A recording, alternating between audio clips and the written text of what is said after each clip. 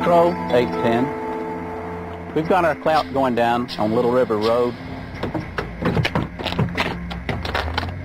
It's a white male, blue jeans, light blue shirt. He's getting into a citation, driven by a white female. Looks like he got a purse, maybe a camera. Got into a blue Chevrolet, headed west on Little River Road.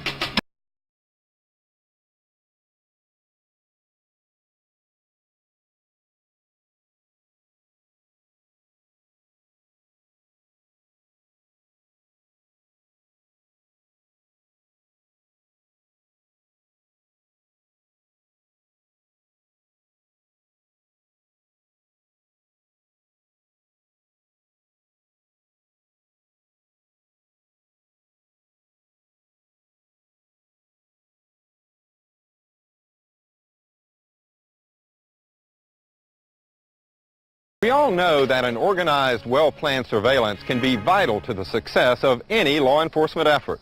Over the years, the information gained through surveillance has resulted in the apprehension, arrest, and conviction of thousands of criminals all over the country.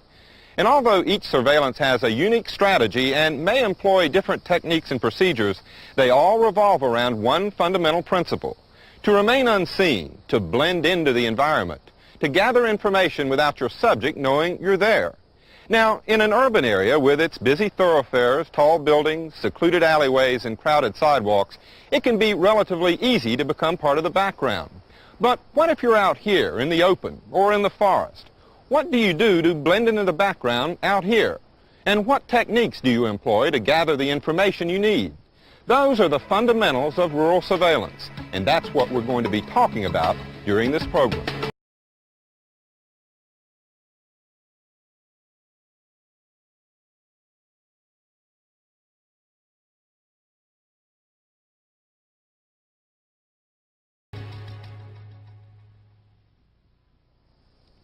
There are two fundamental principles that are key to the success of rural surveillance operations: thorough planning and preparation for the operation itself, and the proper application and execution of the surveillance strategy. Let's take a closer look at each of these fundamentals. Several factors should be considered and some basic steps should be followed during the planning stage of any rural surveillance. The first step is to identify the objective of the surveillance. Make sure you know what you're trying to accomplish. You might want to obtain evidence of a crime or probable cause for an arrest or a search warrant. You might want to check on some informants or verify the information they've provided.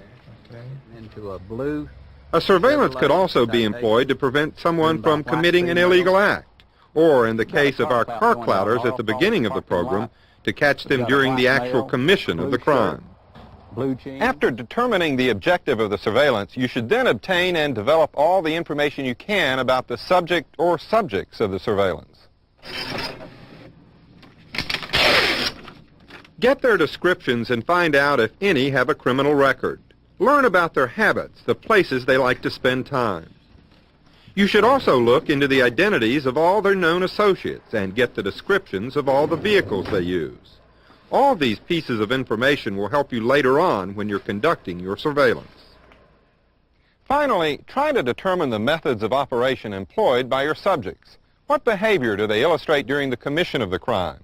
Do they carry any weapons? Is there a common thread to any of the actions they take? This information is crucial to the success of your mission and can be vital to your own survival. Make sure you have this information cold. But preparation for a surveillance goes far beyond learning all you can about your subjects. You should also gain full knowledge of the area where the surveillance is to occur. So make sure you conduct a thorough reconnaissance of the area well before any surveillance takes place. Determine if a vehicle can be used for transportation to and from the surveillance area, or if you will have to travel by foot. Also, during the reconnaissance, you should determine the surveillance strategy best suited for the area. One of the most reliable of these strategies is a stationary surveillance, where you sit and wait in seclusion for the action to come to you. This type of surveillance can be termed a reactionary approach to law enforcement. in that you choose a time and place for your surveillance operation based on the intelligence you've gathered regarding the case. If your intelligence is accurate, chances are your surveillance will be a success. During your reconnaissance, after you've located the spot from which your subjects are operating and you can determine that your surveillance will be stationary, your next step is to locate an area to set up your observation post. The primary consideration is to have a safe vantage point to witness the activity in sufficient enough detail. Don't choose an area so remote that you can't see anything, but be mindful to keep a safe enough distance to avoid detection.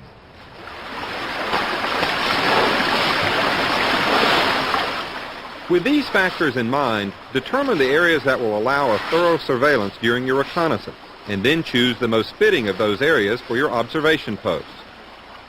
Look for things such as adequate ground cover and vegetation. Areas that are slightly lower than the normal elevation may also help you hide yourself. Make sure that you locate well below the horizon. You also want to ensure that there's a safe way into and out of the observation post. Determine when the best times are to enter and exit. If the surveillance is to be conducted over a period long enough to make shift work necessary, you want to make sure your comings and goings can be made in relative seclusion. Looks good, Doug. Let's go ahead and set up. It's important to be realistic when determining whether there's a safe way in and out of the area. You don't want to be burned because of your own movements back and forth. Now, it may be possible to switch shifts between the hours of darkness, but you should plan for an extended stay by a single team of surveillance. During your reconnaissance, you should determine the kinds of equipment that will be appropriate for the mission. Along with communication and information gathering considerations, you should also determine the clothing and types of camouflage that will be required. If the stay is to be a long one, properly prepared food and containers of water may also be necessary. For nighttime operations, specialized equipment is almost always a necessity. Night vision glasses can not only help the human eye, but can also be fitted to recording equipment such as video cameras. So if your operation is to be run at night, make sure you carry this type of equipment.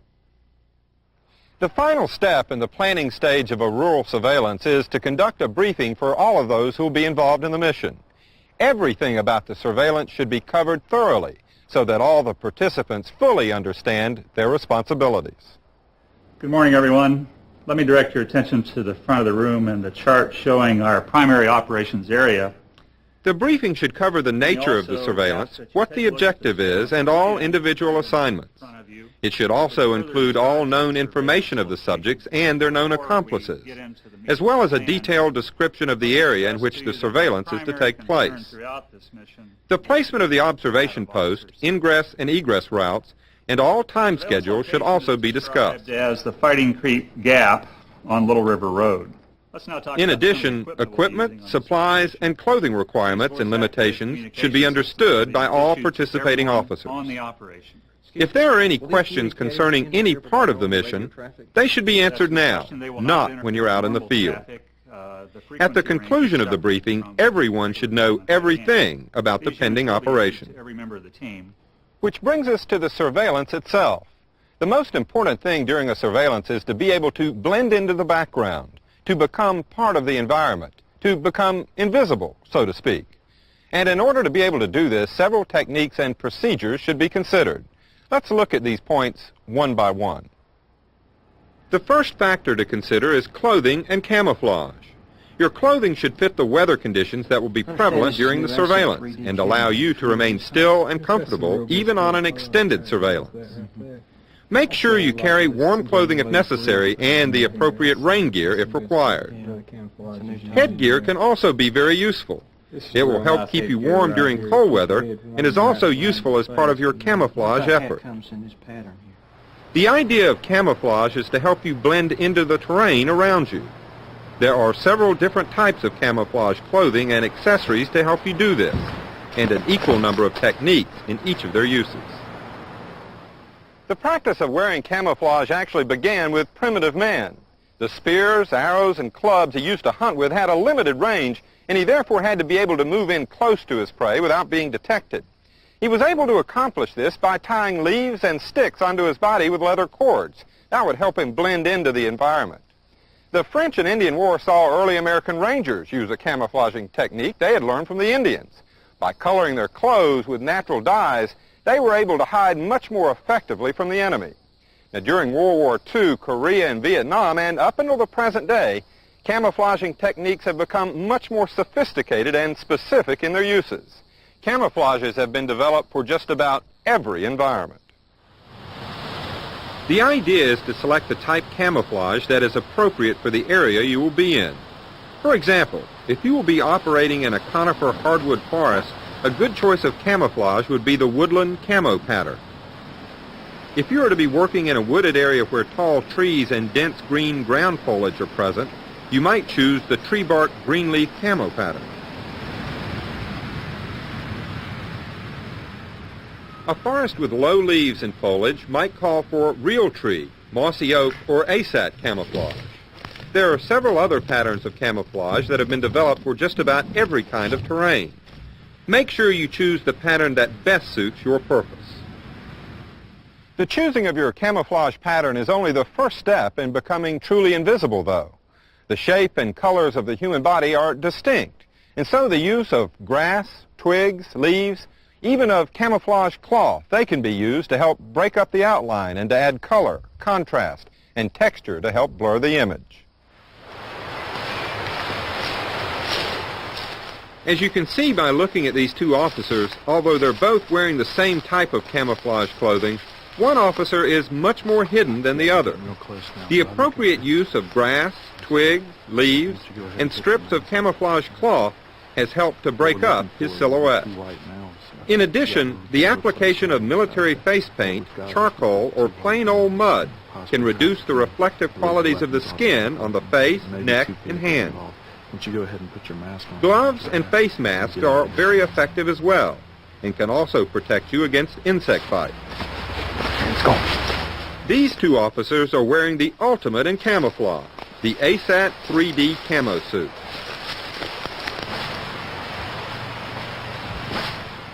If camouflage clothing is not available, try to match your surroundings with the color of your clothing. Avoid single colors. Nature provides a diverse mix of colors, textures, and contrasts, and you should do the same. Just as before, you should employ various types of leaves, sticks, and twigs to help break up your image. In all cases, you should avoid wearing any clothing or carry any equipment that reflects sunlight, such as this can, for instance. Remember that the only natural thing in a forested area that reflects light is water. So if you reflect light in any way, you'll be setting yourself apart. As you can see by these two officers, although both are otherwise extremely well camouflaged, the reflection from one officer's watch brings your eye right to him. Other objects that are reflective by nature should also be avoided. Keep away from bright service patches, belt buckles, metal canteens, and mess kits. Fast food wrappers or soda cans should also be avoided, along with reflective food packets. The use of some equipment, however, no matter what problems it causes with your camouflaging effort, is a necessity when it comes to safely gaining the information you need.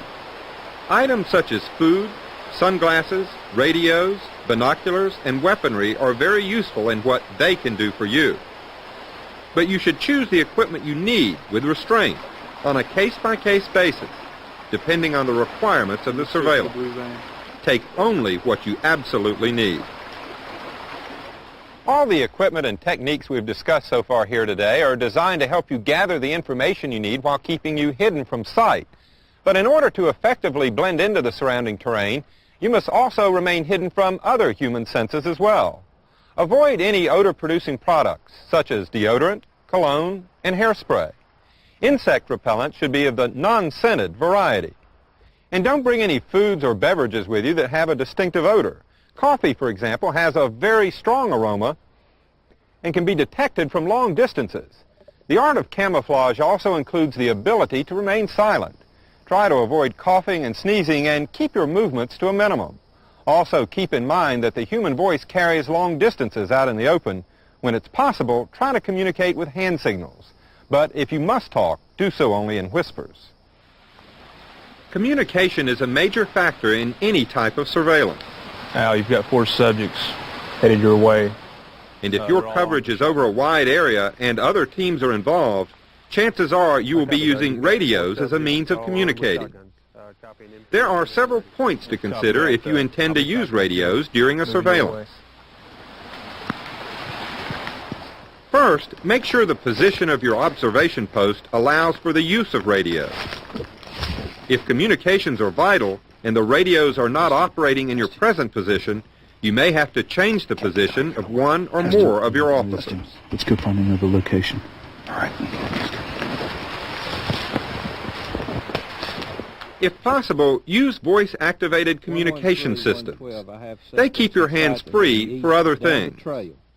You should also use earphones for all radio communications. This will eliminate the distinctive noise of radio chatter, which, if heard, will burn your surveillance. Always carry a spare radio or extra batteries.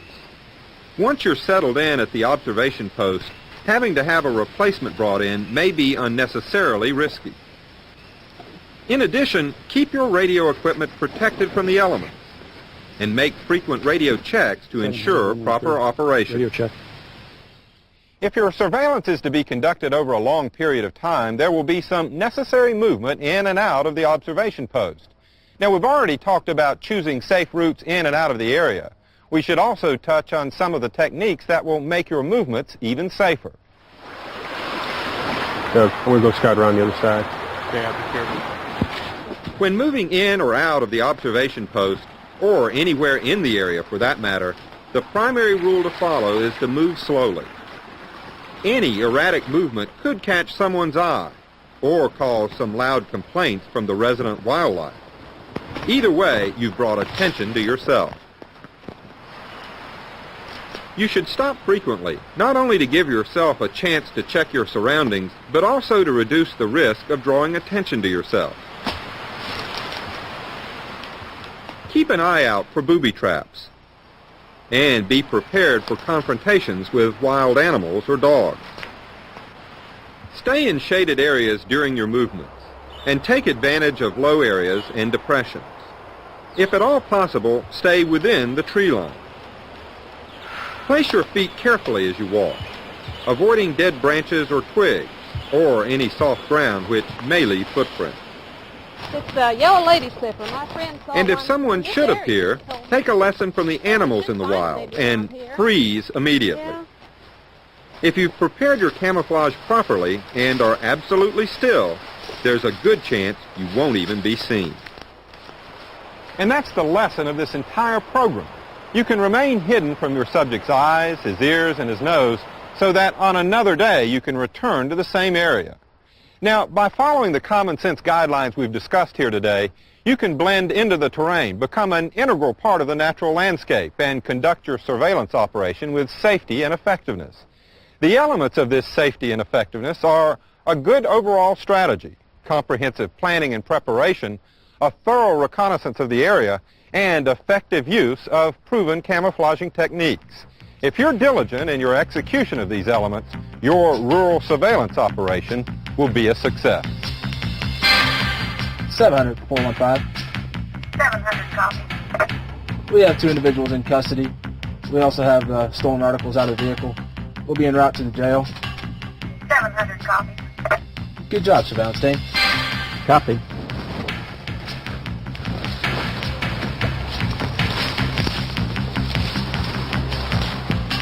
I can't believe it. All right.